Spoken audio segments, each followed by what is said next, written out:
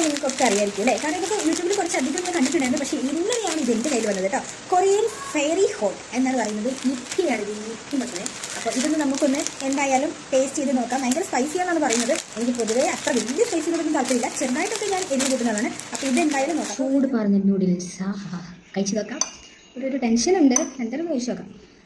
നല്ല ചൂടാണ്. ഇങ്ങനെ എടുത്തിയ വായിലിട്ടുണ്ടെങ്കിൽ എൻ്റെ വായിലും കൂടെ പൊള്ളും.